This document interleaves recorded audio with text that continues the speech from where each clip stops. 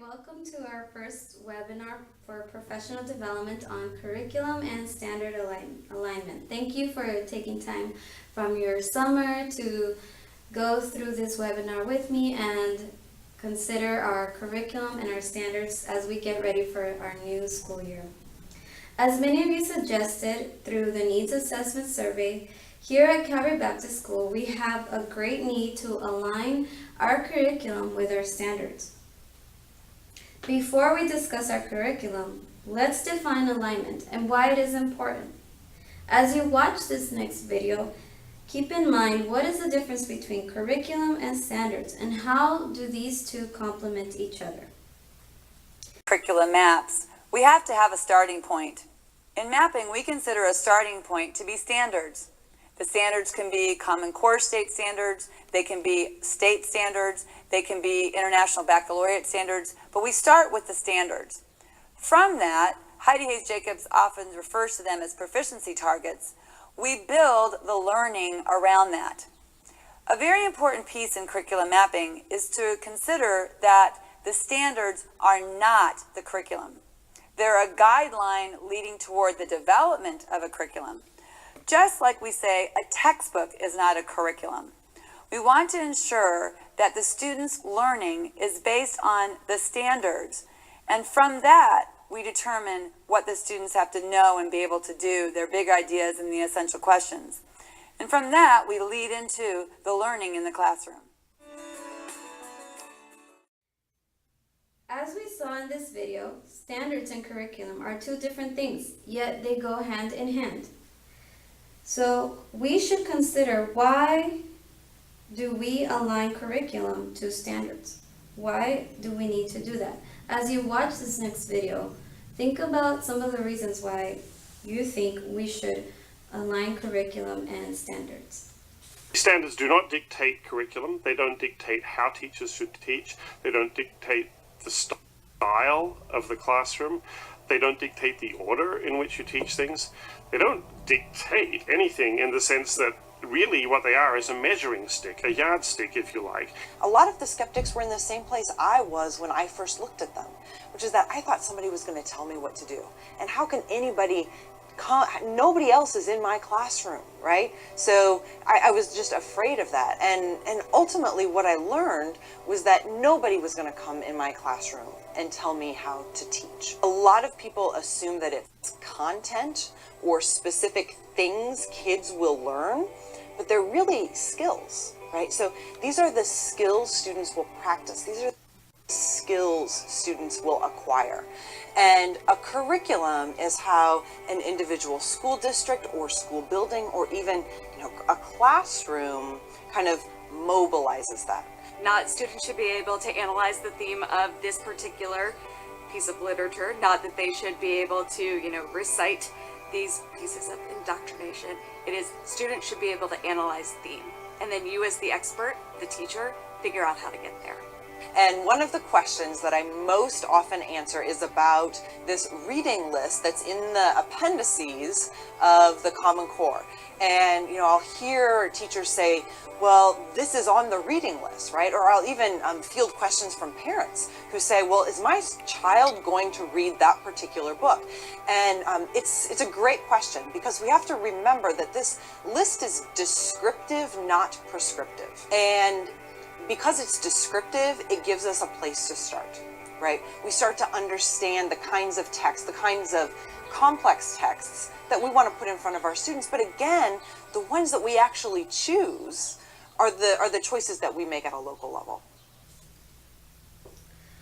As we saw from the video, curriculum and standards go hand in hand, and that is because the standards are the rule that we measure learning by. And curriculum is the tool that helps us get to students to obtain that learning. So why do we need this type of alignment? In our next slide, you can see the data collected from our surveys that many of you felt like our curriculum does not meet the standards provided by our state. And we can see this through our test scores. There is a disparity between curriculum, standards, and assessment. They are not lining up. So what we are teaching is not lining up with what we are assessing. And the reason why that is not happening is because we are not aligning what we're teaching, which is a curriculum, to the standards, what we should be teaching. So we've already spent time during our meetings discussing our student test scores and whether the curriculum prepared them for the tests. Here we see a breakdown of the grade levels and the curriculum. K through 5th grade teachers felt that the curriculum somewhat aligned with the standards. 6th through 8th grade teachers felt that the curriculum did not really align to any of the assessments. And 9th through 12th grade felt that somewhat the curriculum and the assessments aligned.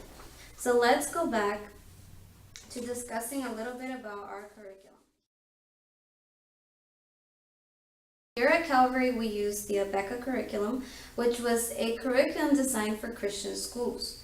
It is a curriculum based heavily on morals and how do we get morally good people into our society.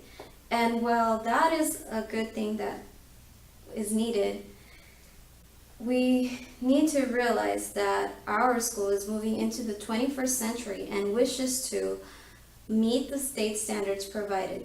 And so as we do that, we need to consider that a Christian-based curriculum must also meet secular worldly standards. So what we're going to do is we're going to go through the standards first, and then we're going to see where does the Abeka curriculum already meet some of those standards, and where does the Abeka curriculum, which was printed in the 60s, in the 1960s, where does that curriculum still need more development? And how can we fill in those gaps with maybe outside resources? To do so, we will begin with the end in mind. We want to approach our curriculum by beginning with the end in mind because our standards are the ruler by which we measure student learning. So let's look at those first. Our tests should be testing for mastery of those standards. Now look at our curriculum and map out which parts fit with which standards and which standards are still left to be addressed. As we move on to our next section, we must realize that there are resources available for us. Here I've provided 4 different types of resources to help us order our curriculum and standards. One way that is quickly becoming popular is called Worldwide Instructional Design Software. This software is not free, but it does provide an easier way of looking at standards and matching it up to your curriculum. We've also used Understanding by Design templates, which remind us to begin with the end in mind. Begin with what do we want to test? What is our goal? Which is what standards tell us. And Runway, which provides us with a list of standards under every subject: math, science, language, history, whichever subject. Our standards are already listed there, so it's easy to just pick and choose and match with our curriculum. And of course, commoncurriculum.com, which is a free software online that allows you to create lesson plans, but also to map out your curriculum and plug in, the same way as Runway, plug in those standards. So as you watch the video, consider how you might want to design your curriculum and standard alignment map.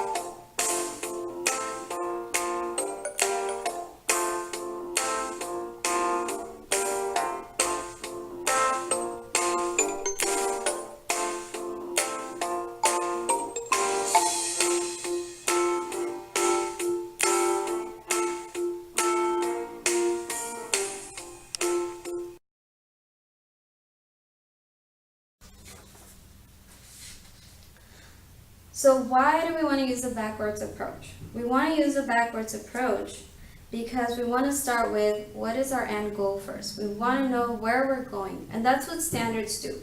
They are our map that tell us where do we want to end up at the end. What do we want our students to learn?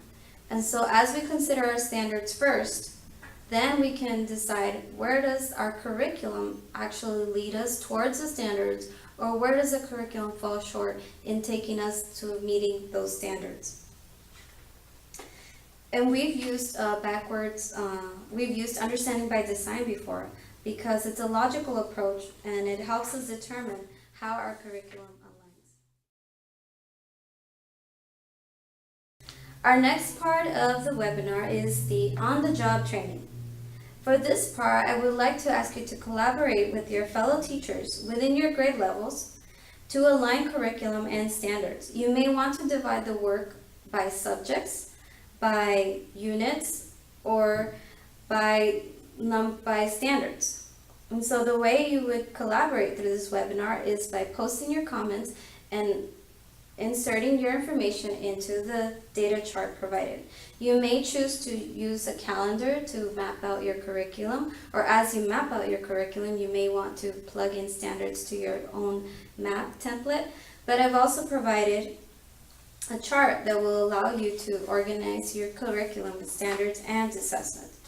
So with much labor, yet it can be done. Our curriculum currently is not exactly matched up to our standards, but we can line it up. We can still find ways to match up this curriculum with our standards. And the reason we want to do this is because our parents and our community wants us to use this curriculum, because this curriculum provides for moral and ethical learning for our students. And so we want our students to leave our campus knowing God and also knowing how to be good citizens, which the Abeka curriculum provides for. And so we want to make this curriculum be a good thing and match it up with our standards. So step number 1, take a look at these standards for your grade level. What are the standards students need to master this year in order to be ready for the next level, or in order to lead Calvary Baptist? What do they need to know?